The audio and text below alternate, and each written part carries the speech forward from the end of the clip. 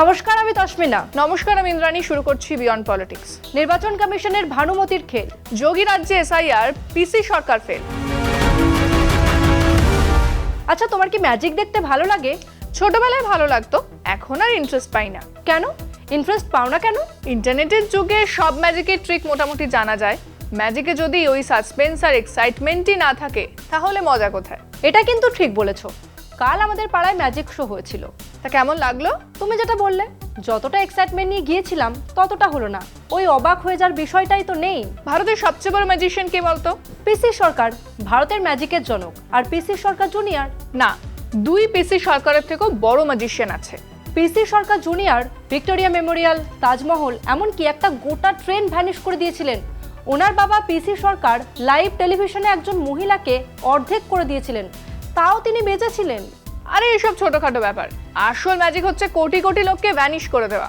কোটি কোটি লোককে ভ্যানিশ করে কে দিয়েছিল গো? আমাদের দেশের ম্যাজিশিয়ান। করে দিয়েছিল না, বল করে দিচ্ছে। লিভিং লেজেন্ড বলতে পারিস।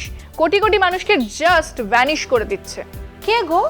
The great magician Gyanesh Kumar, ভারতের মুখ্য নির্বাচন কমিশনার। এসআইআর এর নামে কোটি কোটি মানুষকে জাস্ট ভ্যানিশ করে দিচ্ছে।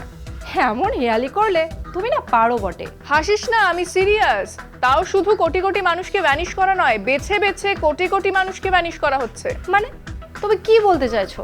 এসআইআর প্রক্রিয়া অসংগতভাবে পরিযায়ী শ্রমিক, মহিলা, আদিবাসী আর সংখ্যালঘুদের বাদ দেওয়ার চেষ্টা চলছে। কি বলছো কি? তোমার কাছে তথ্য আছে নাকি? তথ্য ছাড়া কোনো কথা বলবোই বা কেন, আর মানবই বা কেন? নে দেখে নে তথ্য।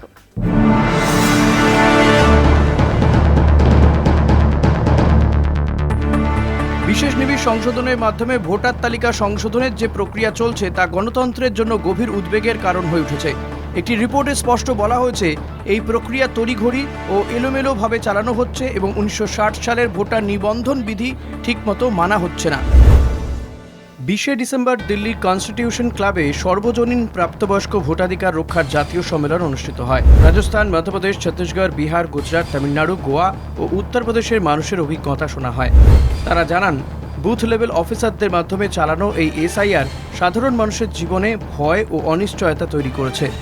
ভোটার তালিকা থেকে নাম বাদ পড়া, তথ্যের অমিল এবং হঠাৎ নথিপত্র চাওয়ার ঘটনা বেড়েছে। রিপোর্টে বলা হয়েছে, 2003 সালে ভোটার তালিকার সঙ্গে যোগসূত্র ও অতিরিক্ত নথির ওপর জোর দেওয়াই সমস্যার কারণ।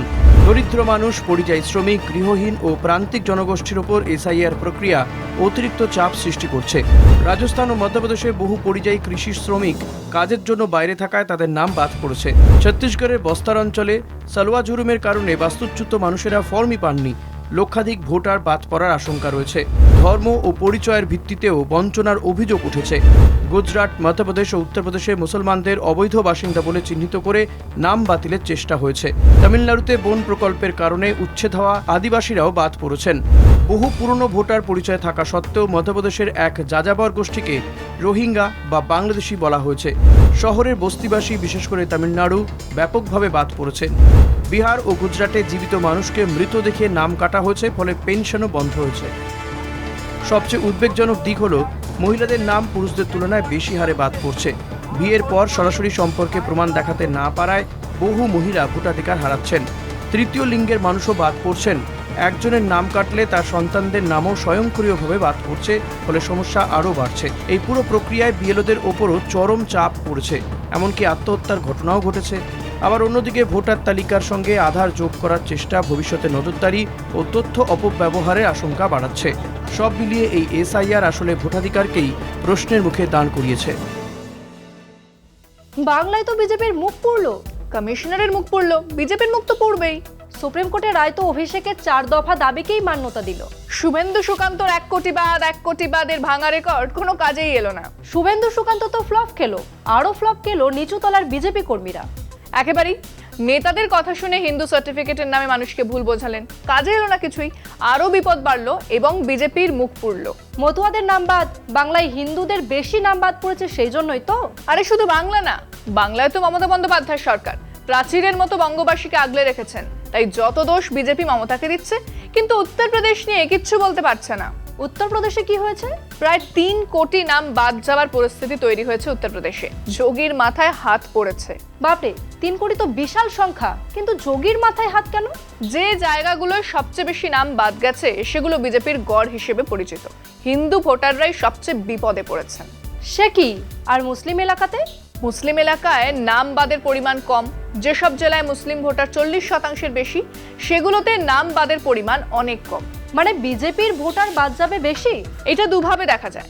এক, বিজেপির হিন্দু ভোটারই এসআইআর এ বাদ যাবে বেশি, তাই যোগীর চোখ কপালে উঠেছে।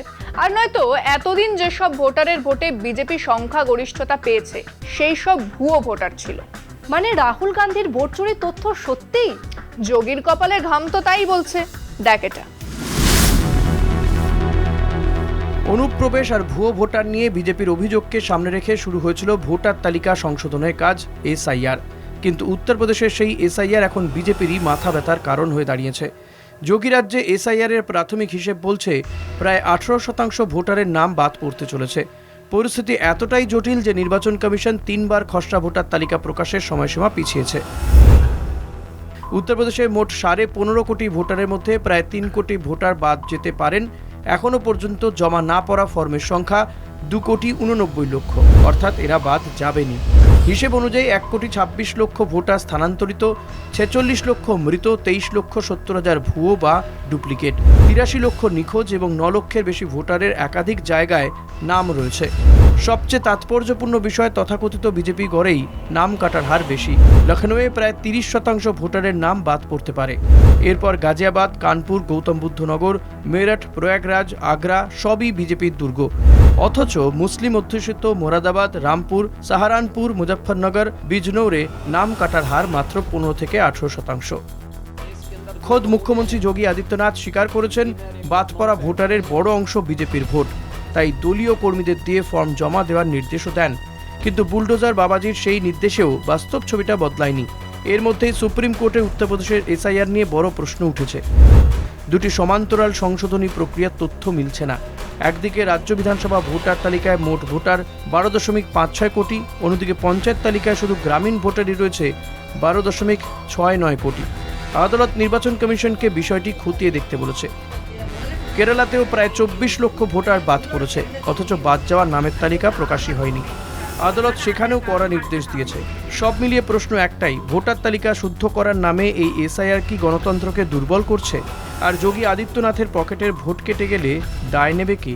জ্ঞানেশ কুমার না অমিত শাহ? নিজের পাতা ফাঁদেই কি এবার ধরা পড়ল বিজেপি? এসআইআর তো বিজেপির জন্যই ক্যান্সার হয়ে গেল।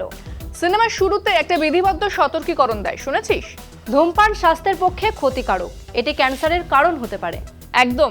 বিজেপি এসআইআর এর নেশায় বুঁদ হয়ে গিয়েছিল, এবার ক্যান্সার তারা করে বেড়াচ্ছে। নিজেদের ভোট ব্যাংক বাঁচানোই দায় হয়ে যাচ্ছে বলছো? হয়ে তো যাচ্ছে। হিন্দুত্বের সার্টিফিকেট বিলি করেছিল, বলেছিল তাতেই নাকি হিন্দু শরণার্থীরা ভোটার হতে পারবেন। কিন্তু আদতে তার কিছুই হলো না। না, বাংলায় মতুয়াদের ভবিষ্যৎ অন্ধকারে। মোদি এসে মতুয়াদের নিয়ে কিছু বললেন না। সিঙ্গুরের সভা থেকেও তো কিছু বলেননি। না, মোদি এসে ভোটের প্রচার করে গেছেন এই আত্মবিশ্বাসে যে বাকি সব রাজ্যের মতো টাকার জোরে বাংলা জেতা যাবে। কিন্তু বাংলায় নেতাকে, মানে মুখ্যমন্ত্রীর মুখকে, শুভেন্দু কাঁথির খোকাবাবুকে কেউ দলের ভেতরে সিরিয়াসলি নিচ্ছে না, মাঝে মাঝে চেঁচিয়ে উঠছেন, কি বলছেন কেউ শুনছেও না। সুপ্রিম রায়ের পর তো মুখ খুলতে পারবে না আরো। সেই জন্যই তো এদিকে ওদিকে কিছু একটা গোলমাল পাকিয়ে দিয়ে এসআইআর থেকে চোখ ঘোরানোর চেষ্টা করছে বিজেপি। কি অদ্ভুত না, যে এসআইআর নিয়ে এতদিন বিজেপি লাফাচ্ছিল, এখন সেই এসআইআর এর জন্য মুখ লুকাতে হচ্ছে। একটা কথা আছে না বাংলায়, ঘুঁটে পড়ে গোবর হাসে। বিজেপি যদিও গোবর জিনিসটাকে ভালোভাবেই দেখে, ওদের এই কথাই খারাপ লাগবে না। চক্ষু লজ্জার সৎসাহস বিজেপির থাকলে তো হয়েই যেত। নে শেষ কর। হ্যাঁ, তাই ভালো। বিয়ন্ড পলিটিক্স আজকের মতো এই পর্যন্তই। দেখতে থাকুন কলকাতা টিভি, রাত দিন 7 দিন।